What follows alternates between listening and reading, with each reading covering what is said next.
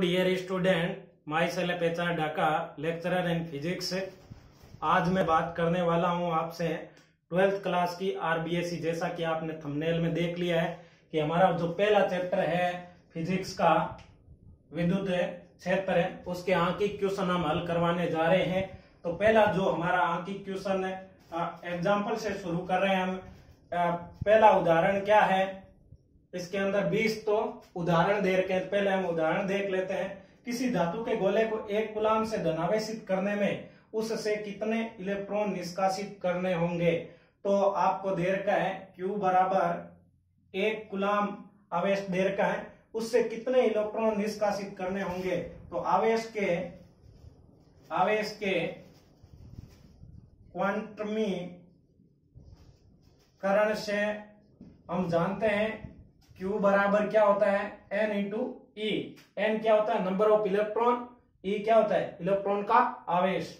तो यहां से यदि हम N बराबर देखें तो Q बटा E, तो यहां से Q कितना दे रखा है, 1 कूलम दे रखा है। इलेक्ट्रॉन का आवेश होता है 1.6 गुणा 10 की घात -19, घात को ऊपर ले जाओ 10 की घात 19 ऊपर जाएगा, बट्टा में 1.6 ऐसा कीजिए। इसमें से आप 10 ले लो, 10 और 1 इस पॉइंट का बन जाएगा 100 बटा 16 और 10 की घात 18। ये कैलकुलेशन आपको आनी चाहिए। ये हो जाएगा 16 का भाग लगाएंगे 16 चक्का की चिन्ह में, उसके बाद में 4 तो 40, 16 दूना 32, 8 बच गया।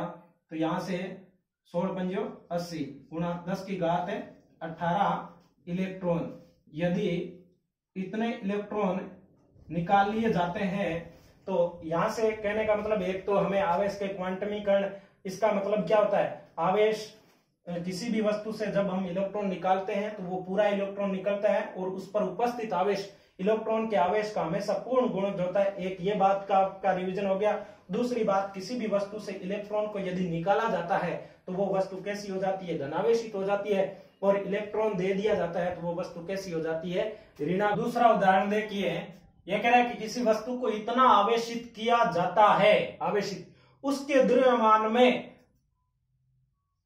9.1 नैनोग्राम की वृद्धि हो जाती है, द्रव्यमान में वृद्धि हो जाती है। इसका मतलब इलेक्ट्रॉन दिया गया है, तब कितने इलेक्ट्रॉन वस्तु को दिए गए, यानी नंबर ऑफ इलेक्ट्रॉन आपको निकालना है। आवेश का मान तथा प्रकृति ज्ञात कीजिए। यदि किसी वस्तु को इलेक्ट्रॉन दिए जाते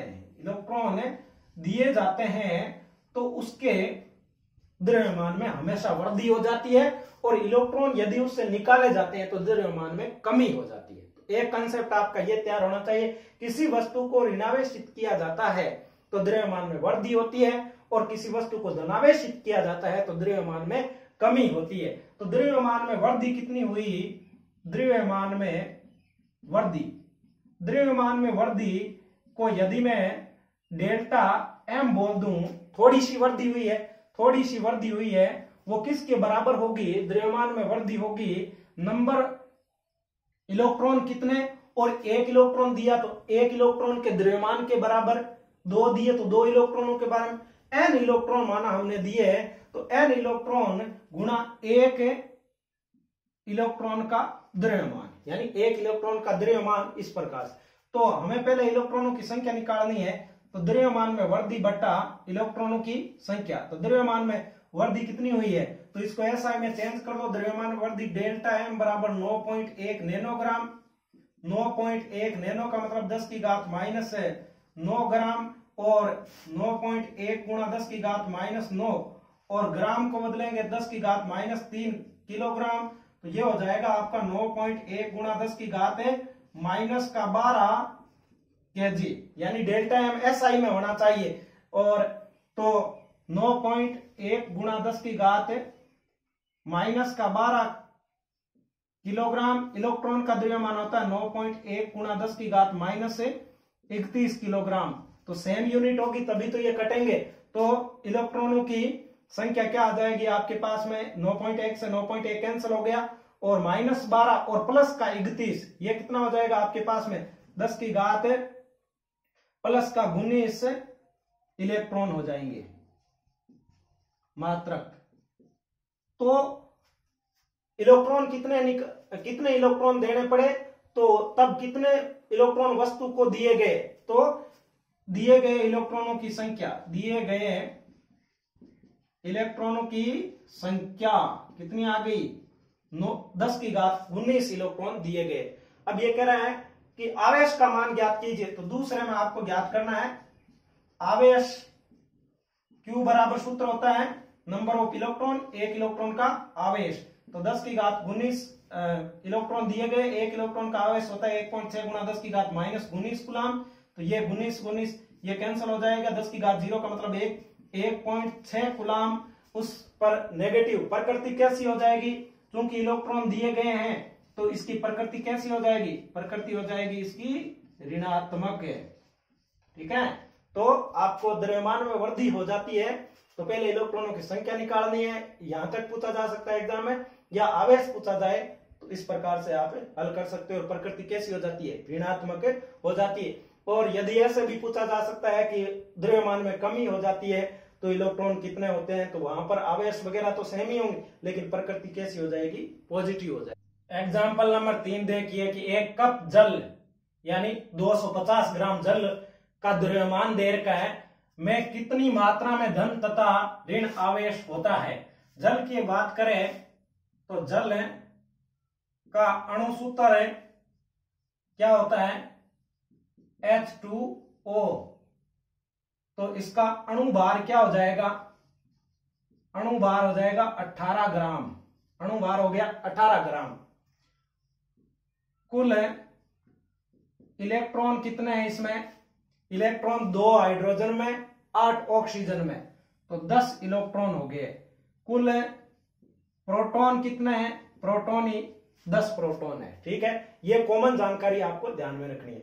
उसके बाद में आपको ध्यान में रखना चाहिए जिसका अणु भार होता है उतने ग्राम के अंदर जो अणुओं की संख्या होती है वो अवोगाद्रो संख्या के बराबर होती है। तो हम क्या लिख सकते हैं कि 18 ग्राम में जल के अणुओं की संख्या, अणुओं की संख्या 18 ग्राम में कितनी हो जाएगी, अवोगाद्रो संख्या यानी 6.023 गुणा 10⁻23 के बराबर होगी।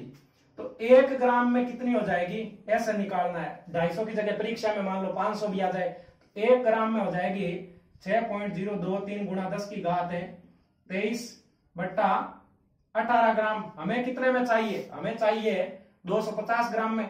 तो 250 ग्राम में अणुओं की संख्या, तो 6.023 गुणा 10⁻23 बट्टा 18 और गुणा कितना हो जाएगा 250। ये कैलकुलेशन है।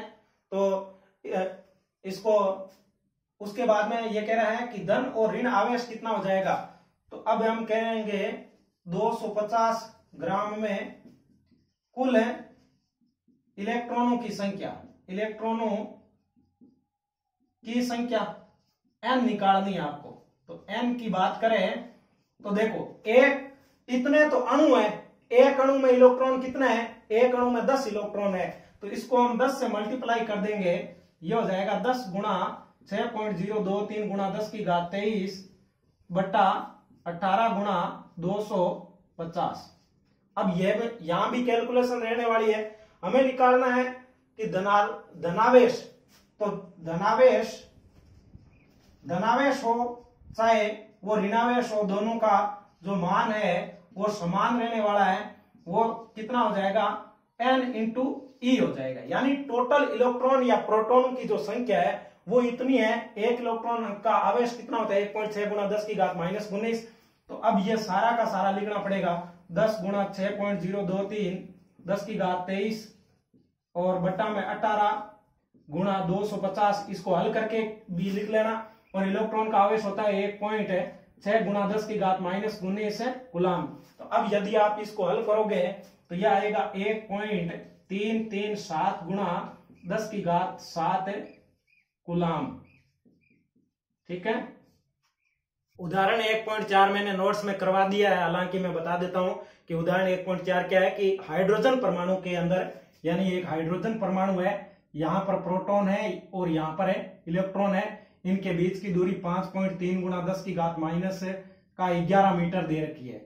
ठीक है, और आपसे पूछा गया है कि इसमें विद्युत बल क्या लगेगा, एफ ई बराबर के Q1 Q2 बटा आर स्क्वायर निकालना है, दोनों का आवेश सेम है। और एफ जी गुरुत्वाकर्षण यानी जी M1 M2 बटा आर स्क्वायर निकालना है, बीच की डिस्टेंस दे रखी है। द्रव्यमान प्रोटॉन का 1.67 10 की घात -27 kg और इलेक्ट्रॉन का द्रव्यमान 9.1 10 की घात माइनस। बहुत ही ज्यादा कैलकुलेशन वाला क्वेश्चन था, मैंने नोट्स में करवा दिया। फिर इनका अनुपात पूछा था, यदि आप इनको निकाल के अनुपात निकालोगे तो एफ ई बटा एफ जी यानी विद्युत बल बटा गुरुत्वाकर्षण बल जो हमारे पास में आएगा वो आएगा 2.27 10 की घात 39। इनका अनुपात ये आएगा। यदि एफ ई निकाले तो एफ जी का 10 की घात 39 होता है। इसका मतलब ये होता है कि विद्युत बल गुरुत्वाकर्षण बल की अपेक्षा जो कूलाम बल होता है वो बहुत बहुत ज्यादा होता है। कूलाम बल ज्यादा होता है, गुरुत्वाकर्षण बल बहुत ही ज्यादा नगण्य होता है छोटे द्रव्यमानों के लिए। इनका अनुपात ये इतना आया था। तो ये एग्जाम्पल हमारा कौन सा था, 1.4 एग्जाम्पल था जो मैंने नोट्स के अंदर करवा दिया। ठीक है, उसके बाद में हम देखते हैं एग्जाम्पल ये हमारा 1.5 कि समान आवेश वाले धनायन परस्पर 3.7 गुणा 10 की घात -9 न्यूटन बल से प्रतिकर्षित हो रहे हैं। समान आवेश वाले धनायन क्यू आवेश मान लेते हैं कि धनायन, जबकि इनके मध्य की दूरी r बराबर दोनों के बीच की 5 एंगस्ट्रॉम दे रखी है, तो r बराबर 5 एंगस्ट्रॉम, इसका मतलब SI में चेंज करो 5 गुणा 10 की घात -10 मीटर डिस्टेंस दे रखी है। और आयन पर बल लग रहा है, F का मान भी दे रखा है, कितना 3.7 गुणा 10 की घात -9 न्यूटन लग रहा है, 10 की घात -9 न्यूटन लग रहा है। तो प्रत्येक आयन में सामान्य अवस्था में कितने इलेक्ट्रॉन कम है, यानी नंबर ऑफ इलेक्ट्रॉनों की संख्या आपको ज्ञात करनी है। इलेक्ट्रॉनों की संख्या ज्ञात करनी है। इलेक्ट्रॉनों की संख्या आप तभी निकाल पाओगे जब आवेश पता होगा। आपका क्या पता हो, आवेश पता हो, तभी N बराबर Q बटा E लगा के। तो कूलाम बल से आप क्या जानते हैं, कूलाम के नियम से दो आवेशों के मध्य लगने वाला बल के Q1 Q2 बटा आर स्क्वायर। तो बल कितना है, बल है हमारे पास में 3.7 गुणा 10 की घात -9 न्यूटन और K का मान हमारे पास में 9 गुणा 10 की घात 9 होता ही है। Q हमें ज्ञात करना है, यानी Q स्क्वायर ज्ञात करना है। Q इंटू Q स्क्वायर हो जाएगा और बीच की डिस्टेंस कितनी हो जाएगी, आपके पास में बीच की डिस्टेंस आपको दे रखी है कितनी, 5 गुणा 10 की घात -10 का होल स्क्वायर।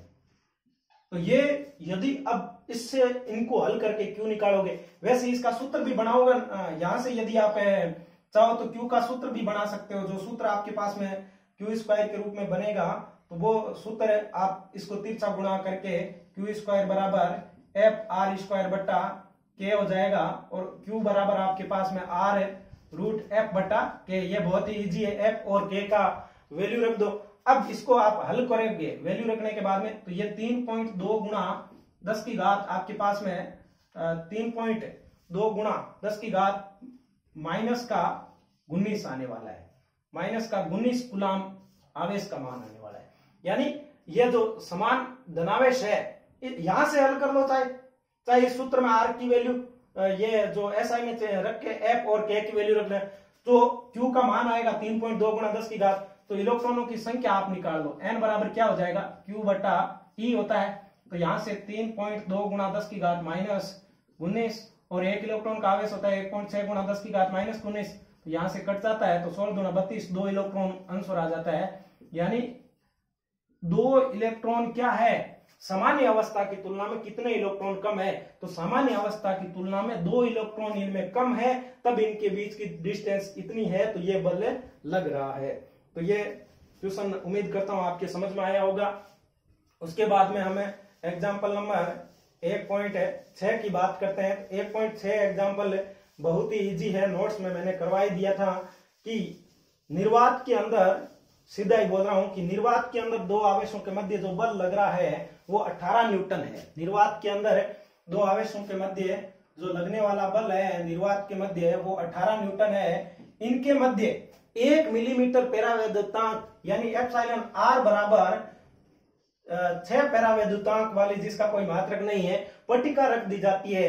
तो माध्यम में बल क्या हो जाएगा, तो माध्यम में बल होता है निर्वात की तुलना में एप्सिलॉन आर गुना कम हो जाता है। हम परिभाषा ही ऐसे ही देते हैं, जो परावैद्युतांक की परिभाषा इस प्रकार पिछली बार पूछा गया कि निर्वात में आवेशों के मध्य लगने वाला बल बटा माध्यम में लगने वाले आवेशों के अनुपात को ही क्या कहते हैं, परावैद्युतांक कहते हैं। तो यहां से ये परिभाषा हम बनाते हैं। तो अब देखिए 18 न्यूटन और 6 परावैद्युतांक दे रखा है, उसका आंसर कितना आ जाएगा आपके पास में 3 न्यूटन है। 1.7 जो एग्जाम्पल है वो कूलाम के सदिश निरूपण आधारित है, बहुत सरल सा है। एक आवेश के द्वारा दूसरे पर लगाया गया बल आपको सदिश रूप में निकालना है, जो नोट्स में मैंने करवा दिया था। अब देखिए 1.8, दो छोटे बिंदुवत गोले प्रत्येक का द्रव्यमान 200 ग्राम है। एक उभयनिष्ठ बिंदु, देखो इस प्रकार का क्वेश्चन है कि दो बिंदुवत गोले प्रत्येक का द्रव्यमान 200 ग्राम है, यानी ऐसा क्वेश्चन कह रहा है कि ये इस प्रकार का एक डायग्राम बनेगा कि कोई एल लंबाई का धागा है, एल का मान दे रखा है यहां पर है कितना कि 200 ग्राम द्रव्यमान।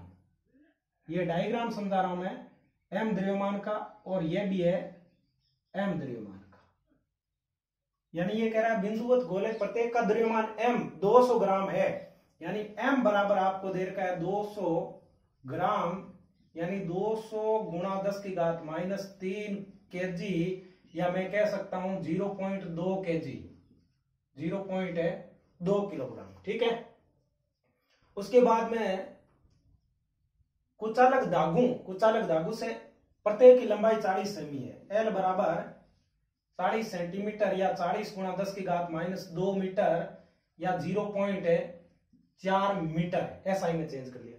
द्वारा लटकाए गए हैं दोनों गोले समान रूप से आवेशित है, दोनों पर है आवेश का मान, दोनों पर समान आवेश है, कितना क्यू मान लेते हैं दोनों पर, तथा साम्य अवस्था में इनके बीच की दूरी 4 सेंटीमीटर है। इनके बीच की दूरी, ये जब आवेशित है तो इधर भी इस पर एक बल लगेगा और इधर भी इस पर एक बल लगेगा। जो साम्य अवस्था में है इनके बीच की दूरी 4 सेंटीमीटर पाई गई। प्रत्येक गोले पर आवेश का मान ज्ञात करना है। यहाँ की बीच की डिस्टेंस में कितनी मान लेता हूं, x मान लेता हूं, पूरी डिस्टेंस x मान लेता हूं, तो x बराबर कितनी है 4 सेंटीमीटर है। ठीक है, तो अब आपको क्या ज्ञात करना है कि प्रत्येक गोले पर आवेश का मान ज्ञात कीजिए। मान लेते हैं कि इस यहां पर जो कोण बन रहा है वो समान है, तो थीटा कोण बन रहा है। तो इस जो रस्सी है उसके अंदर जो तनाव है वो T है, बाहर mg है वो नीचे की ओर काम कर रहा है। तो यहां पर हम एक निर्देशांक तंत्र बनाते हैं इस प्रकार से, यहां पर L है, धागे की लंबाई L, दोनों पर समान है, सेम कंडीशन है। जैसे निर्देशांक, तो ये लंबवत लाइन है, ये लंबवत लाइन है, तो समांतर एकांतर कोण है, तो ये थीटा हो जाएगा। जैसे ही घटक करेंगे तो एक घटक आपका क्या हो जाएगा T cos थीटा हो जाएगा, और एक घटक क्या होगा इस प्रकार से T sin थीटा होगा। जो इस पर लगेगा मैं यहां लिख देता हूं, T sin theta, same condition यहां लगेगी। mg नीचे की ओर, ऊपर की ओर क्या लगेगा T cos थीटा लगेगा, और उसके बाद में इस साइड में यहां भी थीटा कोण बनेगा। तो यहां से ये घटक है यहां लगा देता हूं T sin थीटा, यानी इस ओर लगेगा, प्रतिकर्षण बल लग रहा है। तो अब यदि हम बात करें तो भार को कौन संतुलित कर रहा है, तो भार को संतुलित कर रहा है आपका T cos थीटा, भार को संतुलित कर रहा है। तो mg भार है बराबर T cos थीटा, समीकरण नंबर 1। कूलाम बल को कौन संतुलित कर रहा है, जो कूलाम बल लग रहा है एक दूसरे पर प्रतिकर्षण का, तो कूलाम बल को कौन संतुलित कर रहा है, वो T sin थीटा घटक संतुलित कर रहा है। तो यहां से कूलाम बल क्या हो जाएगा, K सेम आवेश है Q स्क्वायर बटा बीच की डिस्टेंस कितनी x स्क्वायर बराबर T, ये हो जाएगा आपके पास में sin थीटा, समीकरण नंबर 2। समीकरण 2 भाग 1 से, तो समीकरण 2 में हमने भाग लगा दिया 1 का, तो T sin थीटा में भाग लगाया तो ये हो जाएगा tan थीटा। tan थीटा बराबर, जैसे ही भाग लगाएंगे ये हो जाएगा K Q स्क्वायर बटा x स्क्वायर, और mg का भाग लग जाएगा। अब थीटा बहुत छोटा है, क्योंकि थीटा अल्प है, तो इस टेन थीटा को लगभग हम क्या मान लेते हैं, साइन थीटा। और साइन थीटा एक कोई से त्रिभुज में ले लो आप, ये आधा आधा कर लो, ये x/2 है, ये भी x/2 है, तो इधर वाले त्रिभुज में साइन थीटा लंब बटा कर्ण, तो x/2 और कर्ण कितना है, लंबाई l, x/2l हो जाता है। अब यहां से चाहे साइन थीटा इनकी कंपैरिजन कर दो, तो ये हो जाएगा आपके पास में x/2l, और इसको जैसे ही आप भाग लगाओगे तो ये हो जाएगा kq² x² mg। अब देखो बहुत ही इजी है, यानी एक बार टेन थीटा आपने निकाल दिया, kq ये निकाल दिया, उसके बाद में साइन थीटा इस त्रिभुज से आपने निकाल दिया, x/2l आएगा।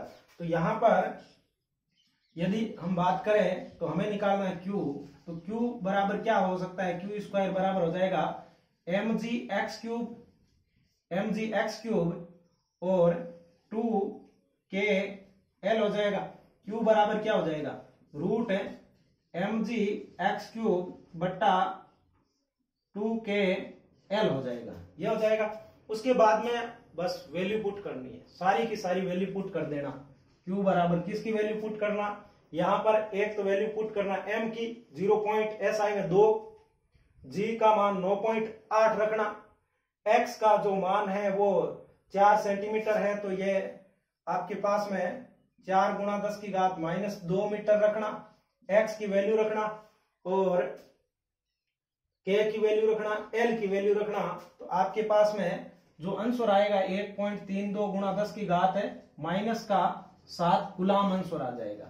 अब ऐसा ही क्वेश्चन है, आपका क्वेश्चन नंबर 9 पूछा गया, पाठ्य पुस्तक का जो क्वेश्चन नंबर 9 है वो सेम टू सेम है, उसमें लैंग्वेज दी रखी है, वो आप खुद करिएगा कि m द्रव्यमान के दो एक समान चालक गोले हैं, m द्रव्यमान के हैं, ठीक है, और l लंबाई का धागा है, बीच की डिस्टेंस x दे रखी है, वो सारी लैंग्वेज दे रखी है, और पूछा गया है कि बीच की डिस्टेंस है वो x कितनी होगी, बीच की डिस्टेंस क्या होगी, x कितनी होगी। तो x का डायरेक्ट यहां से आपको सूत्र ही निकालना है, तो x का यदि हम डायरेक्ट यहां से सूत्र निकालना चाहे तो ये आएगा x³ बराबर q² × 2kl बट्टा mg आएगा, mg, और x बराबर k को 1/4πε0 लिख दो, तो x³ बराबर q² और 2 गुणा ये l हो जाएगा और 4πε0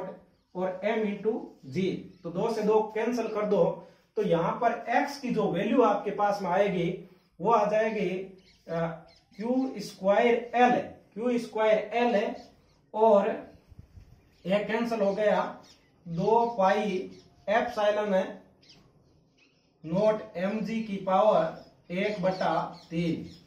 यानी क्वेश्चन इस प्रकार से करना है, ये घटक करने तो आपने सी के लिए भाई 11th क्लास में सीखे थे, घटक किया ऐसे, और एक क्वेश्चन आपका क्वेश्चन नंबर 4 है वो आपको खुद करना है। क्वेश्चन नंबर 4 में यही है, यही कंडीशन होगी, यहां तक ये सूत्र आएगा टेन थीटा, बाद में उसको एक द्रव्य के अंदर डुबो दिया जाता है, द्रव्य के अंदर डुबो दिया जाता है तो भी टेन थीटा चेंज नहीं होता है, और गुरुत्वाकर्षण का जी का मान चेंज हो जाता है, बल का मान चेंज हो जाता है। वहां से यदि निकालोगे और वहां पर द्रव्य का जो घनत्व है आपको दे रखा है, कितना दे रखा है कि द्रव्य का घनत्व आपको 0.8 दे रखा है, और उस ठोस का जो घनत्व है वो आपके पास में 1.6 दे रखा है, ये आपका ग्राम पर सेंटीमीटर क्यूब में दे रखा है, ठीक है। तो क्वेश्चन नंबर 4 इसके आधार पर आपको करना है, और क्वेश्चन नंबर 9 मैंने आपको बता दिया, वहां पर क्वेश्चन नंबर 9 में सारी लैंग्वेज दे रखी है, यही डायग्राम आपको बनाना है, तो इस प्रकार से आप आराम से, तो यहाँ भार को संतुलित करेगा, ये t cos थीटा संतुलित करेगा और कूलम बल को संतुलित करेगा, ऐसे क्वेश्चन में कौन सा, ये t sin थीटा, बस ये इक्वेशन बनाओ, भाग लगाओ, टेन थीटा की इक्वेशन आ जाती है। उसके बाद में जब थीटा अलग होता है तो आपको ध्यान में रखना है, उसको साइन थीटा के बराबर ले सकते हैं, टेन 0 भी 0, साइन 0 भी 0, यानी छोटे कोणों के लिए दोनों का मान बराबर, तो ये x/2l हो जाएगा, और x/2l को इसके बराबर कर देना, और बाकी आपसे x की वैल्यू पूछे या कोई सी वैल्यू पूछे तो वो आप लिख सकते हो। तो यहाँ क्यू की पूछी है, क्यू के पदों में सूत्र बना दिया और सारे वैल्यू रख देना। 1.32 गुणा 10 की घात है -7 कूलम इसका